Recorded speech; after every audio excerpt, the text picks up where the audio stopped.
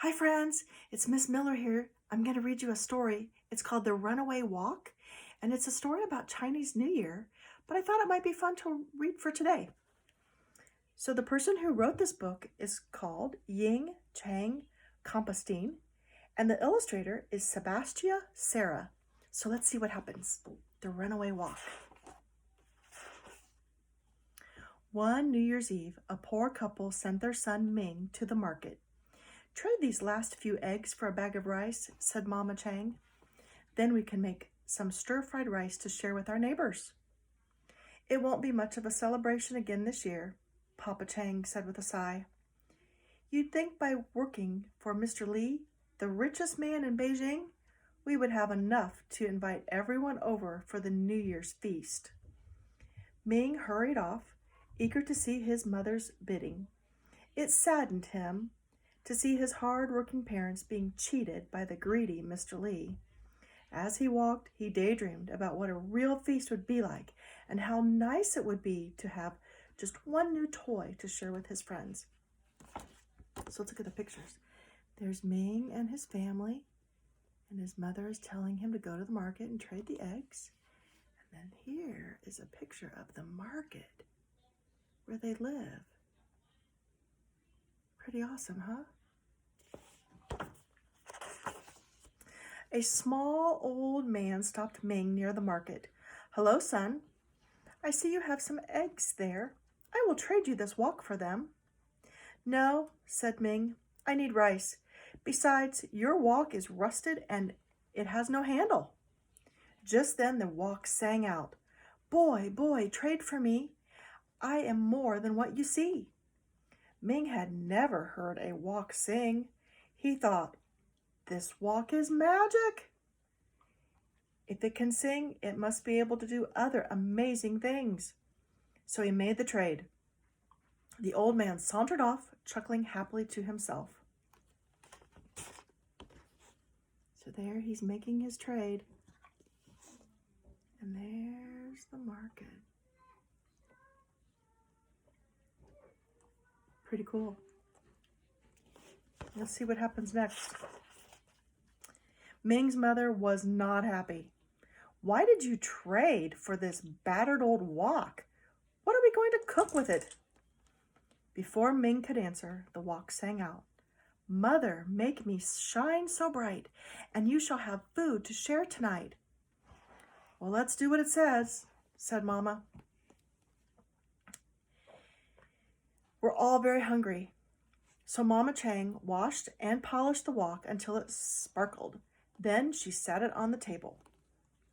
To their surprise, it rolled off the table and out the door. "Where are you going?" cried Mama Chang.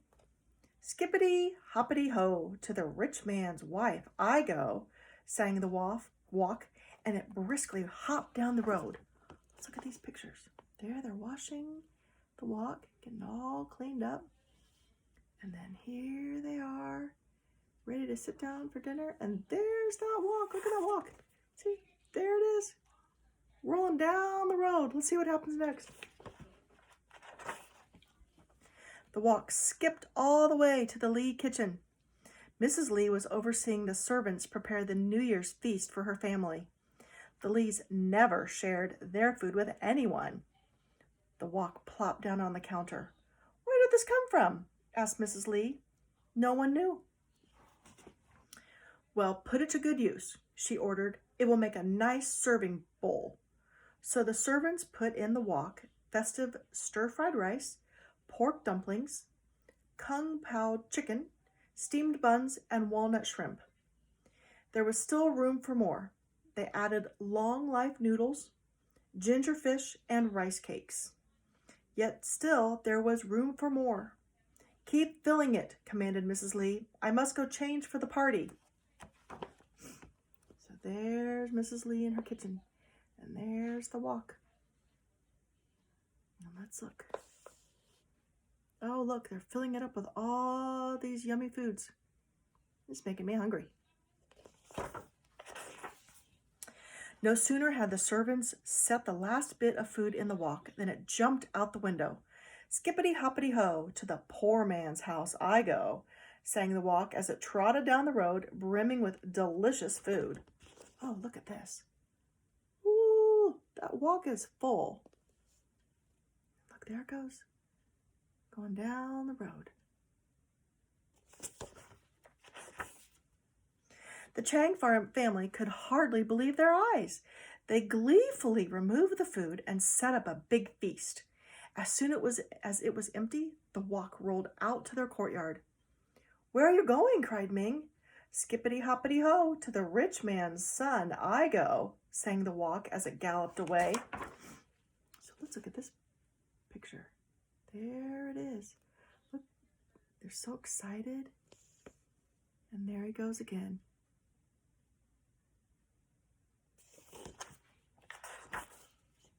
The Wok caught up with the rich man's son, Lan, at the market, who, though he had many toys, never shared them with other children. The Wok blocked the road in front of him. "What's this?" wondered Lan. "I could use it to hold all my goodies." And without bothering to find the owner, the chubby boy grabbed the Wok. Lan bought fireworks, toy dragons, cymbals, and drums. He piled them into the Wok, and there was still room for more, so he bought lanterns, yo-yos, and kites. Finally, his weak arms grew tired, and he headed home. Well, there's Lan with the Wok. And look at all the things that he's gathering from the store. Oh my goodness, there's a lot of stuff that he can stick in that Wok. When Lan arrived home, he put down the Wok and went to find his mother. No sooner had he turned his back than the Wok hopped away. "Skippity hoppity ho, to the poor man's house I go." It pranced all the way back to the Chang's house with all the goodies safe inside. Let's look at that. Ming bounced with joy as he emptied the Wok. "There are enough toys here for all of my friends," he exclaimed. The Wok rolled over to the door and out their courtyard once again. "Where are you going?" called Mrs. Chang. "Skippity hoppity ho, to the rich man's house I go," sang the Wok as it spun down the road. Oh, look at this. There's Ming and all those toys. That makes him really happy. He looks happy, doesn't he? Yeah. Big smile on his face. The Wok arrived at Mr. Li's shop just as he was counting the money he had cheated out of the poor people of Beijing. It leaped through the window and landed in the counter in front of him.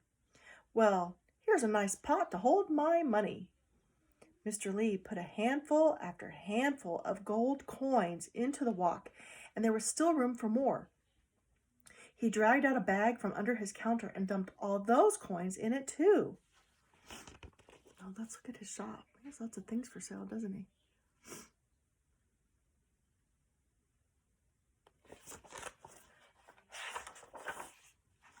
No sooner had Mr. Li emptied the last of his coins into the Wok than it jumped out the window.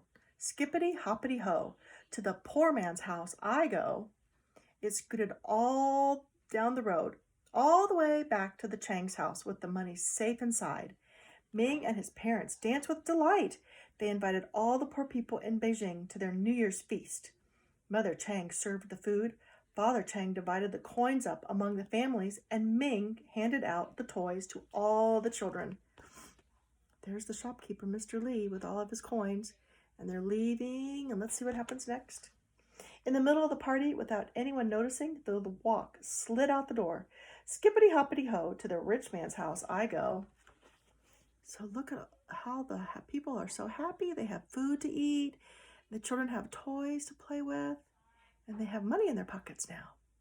They're all sharing. That's a good thing.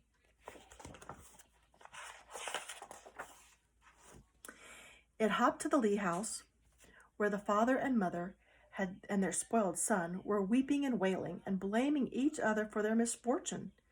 When they saw the Wok, they jumped up. "There's the Wok that took all our food," cried Mrs. Li. "And my toys," whined the boy. "I'll break it for stealing our gold," vowed Mr. Li, and the Wok sang out, "I dare you three to try and catch me." Look, there's the Wok, and there's the family there. The Li family is not happy, are they? They're very unhappy with the walk. The Lee family chased after the walk. Chubby Land couldn't make it very far without losing his breath, and Mrs. Lee had trouble running in her fancy shoes. But Mr. Lee finally caught up with it. To stop the walk, he jumped inside, pressing it to the ground. "Now I've got you," he growled. "Wait for me," called Mrs. Lee. "I will teach that walk a lesson." Mrs. Lee tried to get up, but found that he was stuck tight. When Mrs. Lee tried to grab his legs to pull him out, she slipped into the walk too. Chubby Land finally arrived, out of breath. "Help, help, help, pull us out," cried his parents. Land grabbed their legs but lost his balance and fell inside with them. There they all are, chasing the walk, trying to get it. And then look, up. They all landed in the walk, didn't they? Yeah. "Skippity hoppity ho, to far away I will go," sang the walk as it tumbled down the road with the Lee family inside, legs waving in the air. That sounds kind of funny, doesn't it? Dragon dancers' drums boomed, cymbals crashed, and fireworks banged, drowning out the Lee family's cries. No one noticed as the walk sped off to the distant hills. The Lee family was never seen again in Beijing. So let's look. There they are. You can only see their feet in the walk, can't you?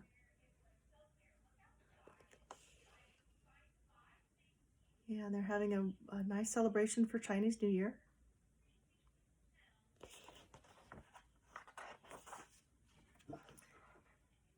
And as for the Chang family, they opened a shop selling woks of all different sizes and styles. Every year they hosted a glorious New Year's feast for all their friends and family.